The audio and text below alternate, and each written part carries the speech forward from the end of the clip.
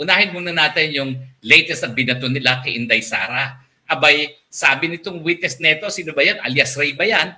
Sa Senado, na nung palabas daw ng, ewan ko ba yun, premises ni Pastor Kibuloy, ito daw si Inday Sara at sa PRRD ay merong bit-bit na barel na ibinigay sa kanila ni Pastor Kibuloy. Ako naman, hindi ko na sana papansinin yan, no? Kasi naman, sino naman maniniwala na yung matanda ng PRRD ay magbubuhat pa ng baril?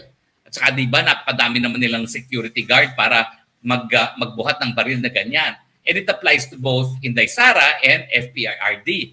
I doubt kung meron kang mabibigay na mabigat sa kanila na sila mismo ang magbubuhat. Pero alam nyo ba, itong alias Ray neto, abay sinungaling. Dahil meron siyang earlier recorded video na panay-puri ang puri niya kay Pastor Kibuloy.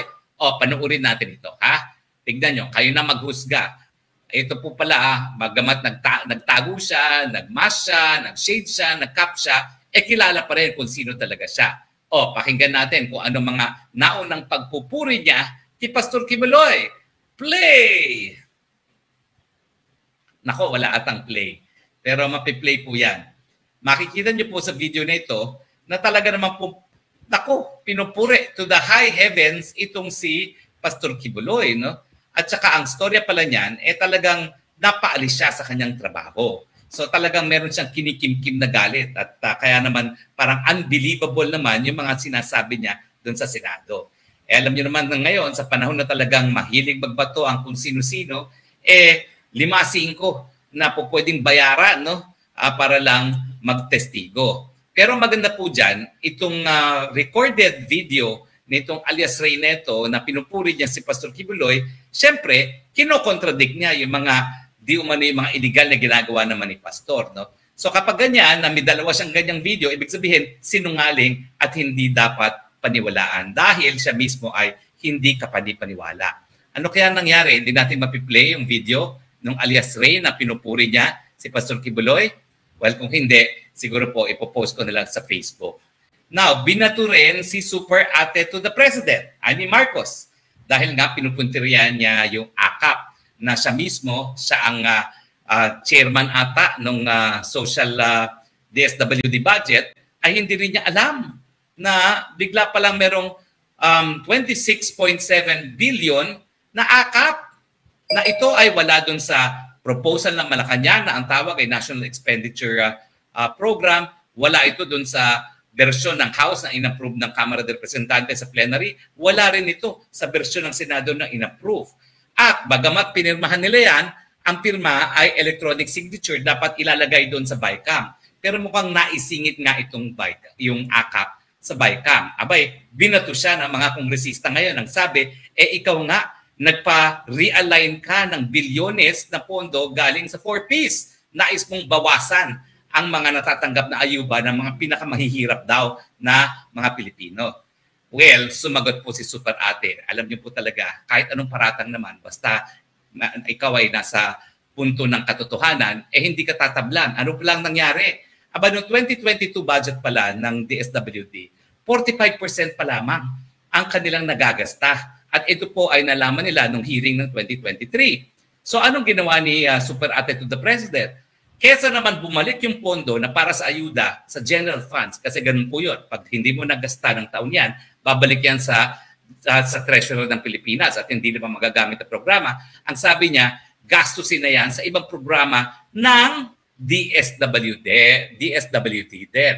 Ito masyadong maliit, pero ilan sa mga programa na tinustusan niya dahil nga doon sa 45% pa lang nagagastos na galing sa 4Ps, yung AIC na tinatawag at saka meron pang isang programa na hindi ko mabasa ngayon dahil masyadong maliit ito. No?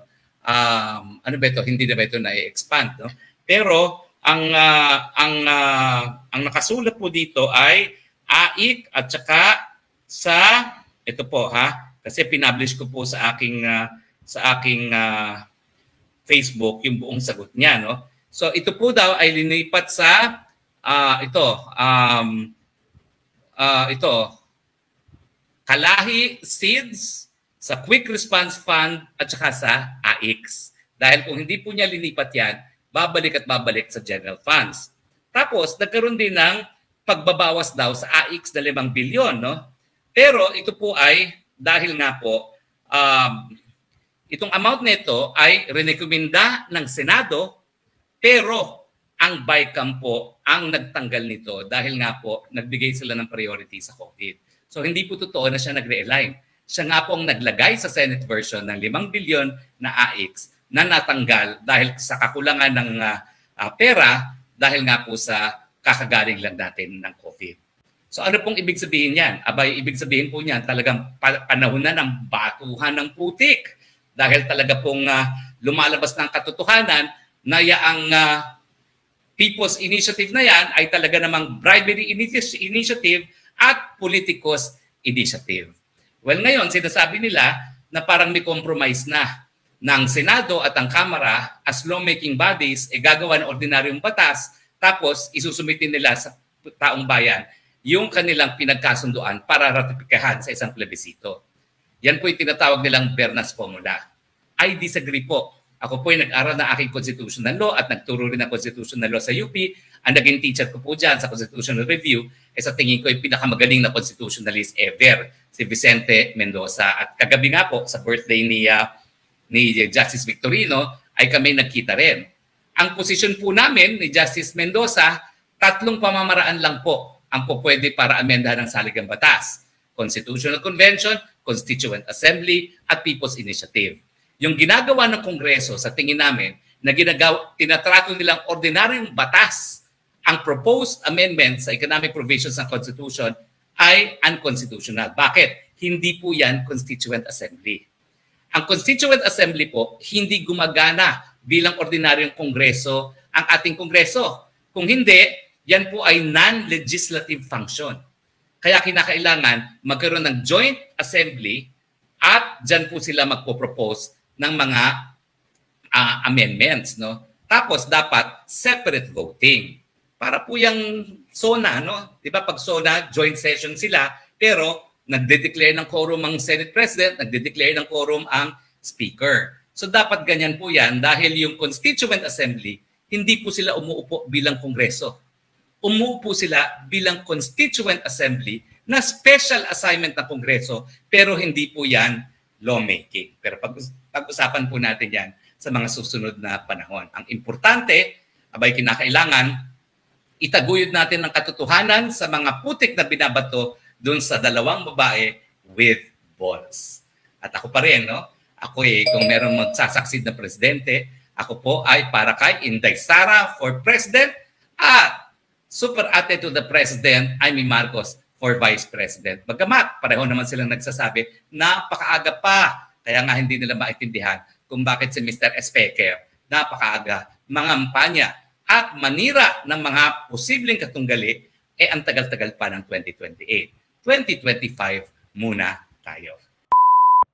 Umani naman ito ng iba't ibang reaksyon mula sa ating mga netizens. Ayon kay Alcala Naila, gamit na naman ang MOOE niyan para pangbayad sa witness. Pahayag naman ni Marceline, grabe, harap-harapang pagnanakaw ng mga congressman, tama nga yung sinabi ni PRRD na nasa Congress ang korupsyon.